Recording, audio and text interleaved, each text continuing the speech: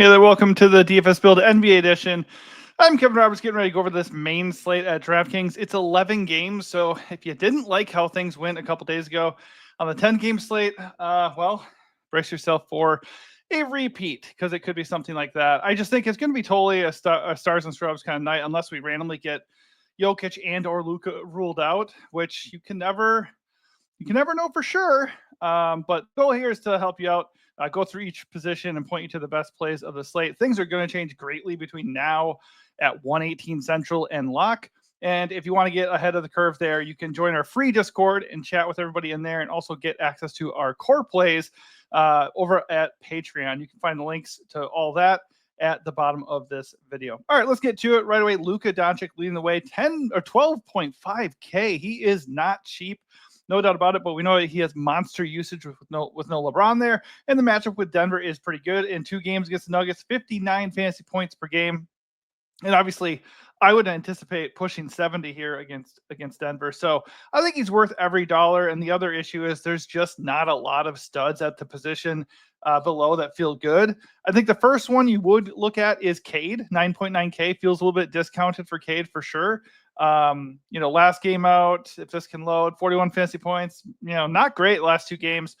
Really good matchup with the Pels. He probably would have gotten there, though, if that game did not blow out. Game before, matchup with OKC, worst matchup you can possibly get. So really, when he's in good spots, he's been crushing. The only issue is Miami's not really the most fun spot on the road against the Heat. Don't love it. Projection's okay, and the ownership's not out of control like it was against the Pels the other day. So if you want to play Cade and gain like an edge here with $2,600 extra to work on your roster, if he can match Luka, that is a massive leverage play. But right now, the ownership doesn't really suggest much leverage. Cade is actually coming in more owned than Luka due to price. And if all the value starts presenting itself like I think it will on this slate, I think that Cade is not the way to go. I think Luka just offers a way better ceiling. I mean, look at the ceiling here per Roto Grinders, 14 more fantasy points in terms of ceiling. Way better projection than anybody else. I just think either you got to play Luka and Jokic, or you got to pick a side. So it's really tough to get away from those guys. I think there's going to be enough value that you can pair them. But I probably would say just picking one and building around them is the way to go at this time. So there are other good plays if you don't want to pay for Luka, though. Austin Reeves as a leverage play forever on Luka, just because he's on the same team. He's also benefiting from no LeBron. Austin Reeves has been getting there. 45 point fantasy projection, 4th best of the slate. He had 53 points last game. That was even with Luka. Just has a really nice usage rate. If he's going to be hitting his shots, he is going to crush. So I don't mind him at 9K. I just think in that price range, I would rather do something different. The upside is he does project well. Denver is a good matchup, and he's not very owned. So nothing wrong with him at all. Devin Booker, 9.2 against the Bulls, though, to cap tonight. That looks a little bit better to me. And I think everybody's going to agree because he's getting double the ownership of somebody like Austin Reeves. I don't really care that much because on an 11-game slate, the ownership's going to kind of take care of itself. Things are going to inflate a little bit too. Like Luka's not going to only be 15% owned. He's probably going to be closer to like 30% owned. And if you get a single entry, it's going to be a lot more than that. So Devin Booker in the end may not be even this owned just because it gets stretched out quite a bit. But he looks really good. No Bradley Beal for the Suns, just a little bit of extra usage for him. And the matchup with the Bulls is about as good as it gets. So up top, like those guys all look really good. I certainly would go Luka, Devin, Cade right now. And I'm not super interested in Austin Reeves due to the price and the fact that I like Luka. I just think pairing them together kind of curbs the upside a little bit. A little unlikely that they both get there in the same game. Tyrese Haliburton, if he's in against the Mavs, I don't have a problem with him at 8.6K. Good price. He's been crushing. Dallas is not a scary matchup. The only issue is he is questionable. As I go here, I'm going to update the injury report just because this is the perfect time where injury news does come out. And, then you look kind of silly. So nothing new on Haliburton. He did miss the last game. We got monster Pacers value with him and Siakam missing. If that happens again, we can go right back to the Pacers. Well, no doubt about it. Donovan Mitchell, 8.9K, not super into the price and the fact that he and his Cavs are on a back-to-back. If somebody sits for Cleveland, we can certainly warm up to the Cavs pretty quickly because the matchup with the Kings is good. And obviously, when anybody misses, the Cavs just look like priorities. Like, you don't really have to do anything on an 11-game slate. You can kind of pick your spots for sure. So for me, One thing is maybe not prioritizing guys in a game with a slow pace or a bad total, and then also maybe not going after veterans who played the night before. So Cleveland is not really on my radar unless one or two guys end up missing, and then maybe based on projections and price and stuff, we can start factoring them in a little bit more. Tyler Hero, nice price at 8.3K. Pistons are not a good matchup though. Not really into that. Quentin Grimes, what do we do with Quentin Grimes? I don't really know because at 8.6K, the price is gross, but he is just nuts, dude. This guy is crushing every single game. Every day I say I'm not going to play with the Nick Grimes or Quentin Grimes and Nick Nurse minutes thing. He just goes off. So 76 fantasy points in his last game. That is just ridiculous. The matchup with Houston was not good, and he still had his best game ever. So at some point, the Quentin Grimes thing is going to fail. It's not going to keep working. At almost 9K, I am very glad to continue to fade and go do something different. Austin Reeves, Devin Booker, kind of in the similar price range. Donovan Mitchell at 300 more. Halliburton at the same exact price. Guys underneath him like Garland, possibly Giddey, who is back and he'll be facing the Suns. I just don't want to do it with Grimes. And of course, there is the risk that, Nick Nurse said he's going to be monitoring this guy's minutes, and he never really has yet, but he could just out of nowhere do that. So there is risk with Quentin Grimes, and he is very expensive. So I remain out on Quentin Grimes. Like I said, Giddey is back. Giddey has missed a few games here for Chicago. Let me just check when the last time he actually played. He played on March 10th. So nine days missed with an ankle injury. It's a little dicey. If we hear that he's full go, I'm okay going back to him here because we still don't have Alonzo Ball and we still don't have Ayo Dosunmu, and then obviously Levine's in Sacramento now. So he would have a lot of usage. I do think the fact that Vooch is back does lower his ceiling quite a bit. And the price is now at 8.5K. So for tourneys, Giddey's in play because he said he's going to play. But I'm a little bit hesitant to go in on that salary with Vooch there in a possible limitation. Garland at 8.1K, don't have any interest unless Spida is randomly ruled out, or Evan Mobley, then we could have a little bit more interest there. Jamal Murray, it would be great if he is in and Jokic is out. Right now at 7.8K, he's just an okay play. Kobe White, no chance do I want Kobe White at 8K with Giddey back. No, thank you. Malik Monk at 7.8 feels a little bit high against the Cavs, but no Sabonis, so a little bit more playmaking opportunities to go around for all the Kings guys. Not really feeling it at that price, but I think he's certainly in play given the extra usage. Simons, 7K against Grizz in a really nice DFS environment. Another okay play. Like, these guys are just not standing out as absolute must. Like, their projections are not like going crazy here. I think if I'm going to, find somebody down here in this range, it's actually going to be Stephon Castle who's going to stand out just because he's got a similar projection to a lot of these guys, and he's got a massive role with De'Aaron Fox out for the year. 35% usage rate in his last game against the Lakers, 31% 3 games ago. Like, he is just getting all kinds of usage, and he's got a massive ceiling if he actually hits his shots and can throw in some peripherals and stuff. So I like him a lot more than guys like Kobe and Monk and Simons and Jamal today. CJ McCollum against the Wolves. Zion should be back, so not really feeling that. Keontae George against the Wizards. Got to check on the Utah thing because there's been a lot of weird injury news today. Like the Wizards, they should be without a lot of guys, but at the same time, Jordan Poole got ruled questionable midday, and he was doubtful. So if he plays, then the Wizards value doesn't look quite as exciting. On the Utah side, it looks like they have most of their guards here. Yeah, they got Jordan Clarkson back, Colin Sexton, Keontae Collier. So not really into Keontae George there at that price right now. First value play that really stands out at the moment is going to be Jared Butler at 6K. OKC does not have a lot of their usual suspects, specifically SGA and Dort are out. So their defense is not going to be quite as imposing. Jalen Williams is also out. And I would not be shocked at all if they end up sitting other guys like Chet and Hartenstein either. So keep an eye on that. But the point is, OKC is not going to look as formidable as usual. So I think Jared Butler at 6K, given his huge role, I think he is definitely going to be in play here. It's going to depend on what happens with the other Philly guys. Like Kelly Oubre is doubtful. So unless he gets a midday questionable or something, looks like he's going to be out. And then we're also without Drummond, no Adam Bana, no Lonnie Walker. PG-13 is forever gone. They just are really short-handed. So Obviously, still no Maxey. So if that holds true, I think Jared Butler is going to look pretty good at 6K. He's going to start 37 minutes in his last game, so we can probably expect that. So yeah, he looks pretty good.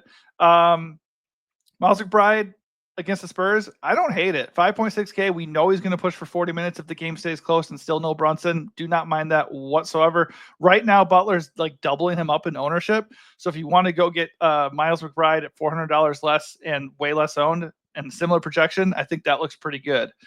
Don't mind pairing them, but I think just in the name of getting some leverage, if you want to do that, there's nothing wrong with it. AJ Johnson is the guy we want and don't want, right? Because on one hand, he's still AJ Johnson. On the other hand, he is 3.5K, and he did. It doesn't show it here. Let me just get a quick update. Oh, here he is. So 3.5K. He started last game, 35 minutes, only 22 fantasy points. So we know he does have a low floor. But if he's going to get monster minutes against the Jazz and Jordan Poole is out, I'm in. Like, he's going to be majorly chalky if that's the case. He should have a role anyways if Poole's in, because the Wizards are without a bunch of dudes. Let's see. Jordan Poole's questionable now. Still a good chance he misses, but obviously being upgraded from doubtful to questionable is never something you want to see. Bilal Coulibaly's out. Keyshawn George is, if this would load, he is questionable. We have no Chris Middleton, no Brogdon. Marcus Smart, I think, is questionable. Corey Kispert's out. So the Wizards are going to be really shorthanded, so we can definitely look at the guards here. And the first one that looks appealing is going to be AJ Johnson. Kason Wallace is not going to be a bad value at 4.3K if he is in. If he is in and we don't have SGA and Dort and all these other guys, he would have good usage, and obviously he starts anyways. So I would like him a lot at that price. I am right now kind of assuming he misses and possibly Chet and Hartenstein also miss, and that would open up OKC as an amazing team to go get for value. If you don't like AJ Johnson, whether Poole is in or out, Bub Carrington at 5.3 is not a bad value. I just think dollar for dollar AJ Johnson is just a much better play. I'm off of Trey Jones at 6-1 with Giddey back, so I think he looked good for sure going up against his brother Tyus at Phoenix, but if Giddey's back, I'm not really as into it. He's still going to have a role because there's no Io or Lonzo. But at 6.1K, I would much rather have him have that offense kind of to himself with just him and Kobe. There are a million guys to go over. I'll talk about one more guy. It's going to be Luke Kennard here at point guard. No Ja Morant. So him or Scottie Pippen are going to look really good. Comparable price, comparable minutes projection, and overall projection also very similar. So they both look really good. If they're both in, I think you can play both of them or pick your poison. I just am going to lean towards, who starts. And of course, the Pacers situation. Nembhard did get ejected last game, but if Halliburton is still out, 5.6K, Nembhard looks good, and TJ McConnell is obviously going to be in play too. All right, over to shooting guard. Yeah, 11 games, going to 11 games, man. Shooting guard, Devin Booker looks awesome up top. Austin Reeves is okay. Prefer Bane and Booker here for sure, just because we know they don't have to contend with Luka. Like, that's a big deal. Ant is forever in play as a GPP option. A little surprised that he's carrying ownership, but the Pels matchup is as good as it gets. See, how's it been looking here when he's got all these extra guys back with him? If this will load, that'd be great. It is not loading. So point is, he projects okay, and it's still never going to load. So the matchup with the Pels is really good. I'm a little bit surprised about the ownership, but at 12% on an 11-game slate, that's fine. I think if you want to go get Ant, it'll be interesting to see what it looks like a little bit closer to lock, but he looks really good. Right now, as far as spends here, it is Booker up top for me, and then I do like Bane and Edwards quite a bit. Franz Wagner, Donovan Mitchell, Quentin Grimes, kind of all the same guy here. Not really feeling it. Wagner's got a bad matchup against the Rockets. Grimes is just really expensive. I don't want to mess with that. And then Mitchell played yesterday. I'll kind of skip over anybody else that was already kind of point guard eligible. Jalen Green, I don't like the matchup at Orlando at all. Slow pace, good defensive team, but they don't really have the same perimeter defenders that they did earlier in the year. There is no Jalen Suggs here to stop him. So he just has extra usage with no Amen Thompson there. I mean, look what he's been doing lately. If this will load, it's not going to load. Awesome. Point is, he's been crushing. I can look at it on the DK game log here. Let me pull it up. Jalen Green has been on fire lately. He had 66 fantasy points in his last game, 44 plus fantasy points in each of his last 4 games. We know he's a streaky dude, so obviously that could always run cold here, and his projection is not great because of that. and also the matchup with Orlando. But I think he's an interesting tourney play at 7-9 because what is everybody doing? They're either punting or they're going up and getting one of these many good plays up top. So I think Jalen Green, again, looks really interesting. Stephon Castle, already mentioned him, and Devin Vassell look really good just due to usage. Next matchup isn't amazing. It's kind of middle of the road, but they're both going to look good just because they're going to get a lot of minutes and they're going to, shoot the ball a ton. Shadon Sharp is an interesting one. Let's see if it works this time. There we go. He's been okay. The big thing to watch is Jeremy Grant. If Jeremy Grant is out, he's going to get extra usage, and he's going to look pretty good at that 6.4K price tag and starting. A bunch of other guys already mentioned that I like. Keep going down. Isaiah Joe at 4.3K. If Kason Wallace is out, Isaiah Joe should start, and he'd look really, really good. He is admittedly a pretty thin play. Like, if he doesn't score well, it's going to be tough. But if we get news that like Chet and or Hartenstein are also out, then Joe just looks better and better. Like right now, his minutes projection is not amazing, but the second Kason is ruled out, and we start seeing like a trickle down effect here, Isaiah Joe is going to look awesome. I'm not seeing anybody else that really stands out at shooting guard. Kevin Huerter not as appealing now that Giddey is back, but still in play just because they are still down bodies there. Mavs, I think, are getting a little bit healthier, so I'm kind of losing interest in firing up all these Mavs guys, especially if Brandon Williams is in. Brandon Williams and Kai Jones are questionable. Just keep an eye on the stats of those guys. Jaden Hardy is questionable. If any of those guys are back, like PJ Washington's already back. So if any of those guys are back, we're just going to lose, guaranteed minutes and ceiling for some of these values like Max Christie and Spencer Dinwiddie. So currently not super into them as things stand. Of course, Benedict Matherin's another guy who would benefit greatly if Haliburton ends up missing. All right, over at small forward, Zion comes with the best projection. This position is not great. Zion is forever a GPP play. Bad matchup on the road with the Wolves. He remains limited, but he's not going to be owned. So his price came down a little bit. We know he has a massive ceiling. I'm okay with it. If you're going to spend a small forward, that is probably what I would do, just because Zion can get you like 60 fantasy points with 5% ownership or something. So I don't mind it. Guys like DeMar DeRozan and Zach LaVine, they are really priced up, and the matchup with Cleveland is not ideal, but no Sabonis. So if you want to go pay for DeMar or LaVine, it's not the worst thing in the world. Certainly a good GPP way to go. Josh Hart at 8K with no Brunson against the Spurs. I like that. I think that would probably be the second most interesting play here. And just in terms of value and dollar for dollar, he's probably the better play than Zion for sure. But Zion is just like the ultimate GPP play. Denny still looks good. He didn't get there the other day. People weren't very happy about that, but you know what? It was a blowout against the Wizards. He only played 27 minutes, 26 fantasy points in 27 minutes. That's kind of what you want. I mean, a point, fantasy point per minute is not bad at all, obviously. So if he would have played a full game, he would have probably gotten there.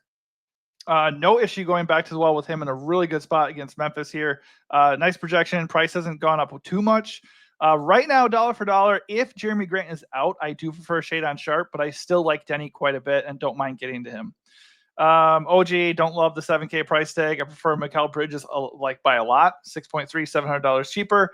Najee Marshall is losing his luster. Same reasoning for the Mavs guards. Like, if they're going to get bodies there, like Najee needs the actual minutes to hold value, especially with PJ back. I definitely prefer PJ.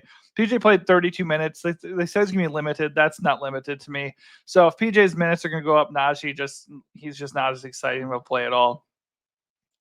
As we go down here, Keldon Johnson at 4.9K. He's been doing well off the bench for the Spurs. They are just, obviously down bodies with no De'Aaron Fox or Wemby. So just going to maintain that usage off the bench and just a decent value, depending on what else opens up. I think I like Ricky Council a little bit better at 5.1 because he's probably going to start if Oubre remains out.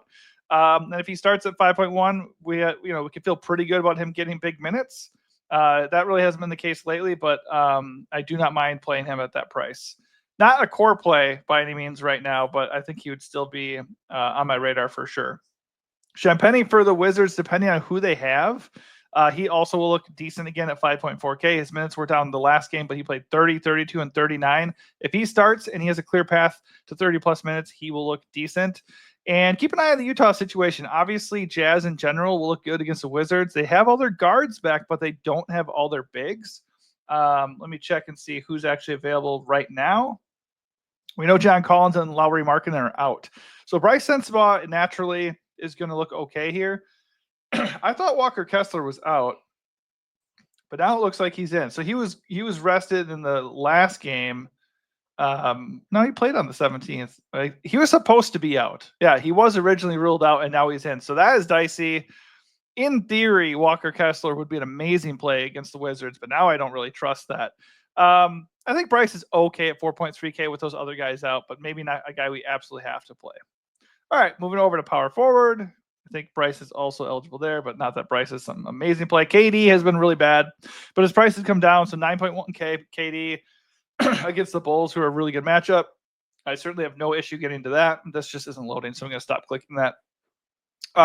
He has the best projection on the board at power forward. I really like him.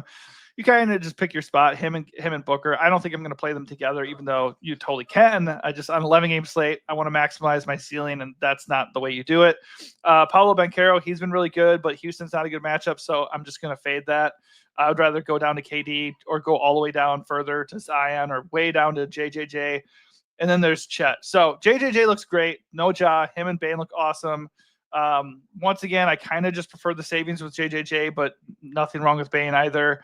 And then Chet, if he is in and we actually feel good about him getting 30 to 35 minutes, like he could just be a monster on the slate against Philly. 7.6K. In theory, with the expected usage with no SGA there and no J Will, he could be really, really good. So it all comes down to, is he going to play? If he's in, I love him. If he's out, all those other OKC guys look amazing. Siakam's been missing a couple of games here, 8.3K. If he's in, I don't mind it. If he's in and Halliburton's out, then I really like it. But as things stand, just not really on my radar. Would definitely prefer to pivot to somebody like Josh Hart or drop down to Denny, who I like. And then there's also PJ Washington, just because like supposedly his minutes are curbed at 32. The projection's not blowing anybody away right now, but I wouldn't be shocked. Like, you never know with Jason Kidd. So if he is going to get a few extra minutes, I do not mind going to PJ Washington at that price. Tari Eason, 6.3. Don't mind it. Don't love the matchup against the Magic, but 6.3K is totally fine there. Naz Reid's price keeps coming down. If he's still going to get 26 minutes off the bench against the Pels, I love that as a value at 5.8. Aaron Gordon at 5.2 against the Lakers. That looks pretty good too. Aaron Gordon is certainly a tough guy to be on the right side of. It seems if we play Aaron Gordon, he's awful. If we fade, he gets 50 fantasy points. We should have been on him the other day because obviously Jokic was ruled out. If that presents itself again, he's going to look amazing. Same goes for the guys I already kind of blipped over, like Russ and Jamal Murray, MPJ, Christian Brown. Like, all these guys are going to look really good if Jokic is out. It's just obvious. And I'd kind of maybe consider playing the ownership game to a certain degree with those guys. Like, if one guy is going to be 70% owned, we can consider being a little bit underweight on him and going overweight on the other guys. Kyle Filipowski. Hey, if Walker is randomly out again, Kyle Filipowski looks awesome at 6.2. He even has power forward eligibility. I think you can consider him with Walker back though, because they still are without two of their main big guys.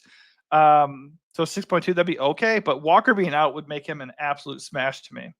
Jeremy Sohan, not a bad value at 4.8K. Don't think we need to make him like a real priority on an 11-game slate, but he's in play for me. That probably does it for that. I mean, keep an eye on what Philly does. If they start like O'Shea Brissett or something, we can consider that if Yabu ends up being out because Drummond's out too. Just keep an eye on that. All right, at center, Jokic did miss the last game. He's almost 13K, but the Lakers don't have anybody that can stop him. When he's in, he pushes for 40 minutes, and he has the highest ceiling of the slate. So as long as he plays, I love Jokic, and I don't mind the idea of pairing him with another stud, or you can just build around him only. Doesn't really matter. Point is, he looks great. Cat against the Spurs. Spurs don't have anybody who's going to stop Cat. Cat looks awesome. If you want to save almost 3,000 and go get Cat instead of Jokic, I don't have an issue with that at all. Center does look pretty bleak after that. KD can be used at center, and he does look good. But I think if you're either going to probably pay for Jokic or Cat, and if you're going to play KD, you're probably going to slide him to one of the forward spots. I think after that, like the next one that looks really good would be Chet if he's in, and then I'd start just going down. Like none of these other guys really called to me. Bam against the Pistons is just like okay. Şengün against the Magic, just I don't see the upside there really. Julius's price is nice. PJ Washington could certainly wreck against the Pacers. But none of those guys are really feeling like absolute must. The other situation obviously is going to be the Indiana situation. I think Miles Turner's back. So No, we don't have to mess with Indiana for the most part. Like if Siakam is out, we can certainly look at Obi Toppin again. Not sure he's going to go off like he did the other day with like 50 fantasy points, but obviously if Siakam is out, Toppin would be a good value. I don't know if I want to do the JV thing with Sabonis out. In theory, he's too cheap for the role he had, but then he started getting benched at the tail end of the games where he was in there without Sabonis. So that is very risky to me. Miles Turner, as long as he's not limited, if Siakam and or Haliburton out, he would look really good at 6.4K. So just keep an eye on that. Alexander Sarr against the Jazz, I don't mind that at all. Alexander Sarr remains limited about 30 minutes, but he's a really good per minute guy. He crushed a couple of games ago against Denver. He could certainly do that again against Utah, so I like him a lot. Donovan Clingan, there's no Time Lord, obviously no DeAndre Ayton, so Clingan is 5.8, looks really good. Have no issues there. The only other one I'd really keep an eye on would be Jalen Williams. So if Hartenstein is questionable, if Hartenstein is out and Chet is out, Jalen Williams will look really, really good at 4.6K. He had a triple-double the last time this situation presented itself. So if that is the case again, I would like him a lot.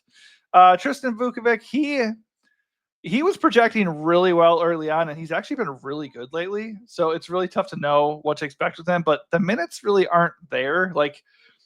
To feel amazing about him in relation to other values. I think you can do it at 3.8K for sure, but they do have some big bodies there, namely their starter. Can't really think of him at the moment. Yeah, Sarr, obviously I just talked about him. And then Rashawn Holmes is there too. Champagny is there too. So if Keyshawn George is out, I guess a few more minutes will be going around and he could still get 24 minutes again. And he is a good per minute guy. So I don't hate it, but I'm just not making it a clear priority yet. That probably is going to do it. The only other guy I would touch on, well, two guys. Jackson Hayes is back. 5K doesn't feel good for Jackson Hayes, but Denver has been horrendous inside. So it doesn't feel good clicking Jackson Hayes ever, let alone against Jokic, because he could get in foul trouble. But they are not stopping anybody down low. He could get rebounds and easy buckets inside. And then, of course, there is Nick Richards. The Bulls have been atrocious against centers all year. Not like you can feel great about Nick Richards because he gets about 24 minutes a game. And his role hasn't even been that good lately.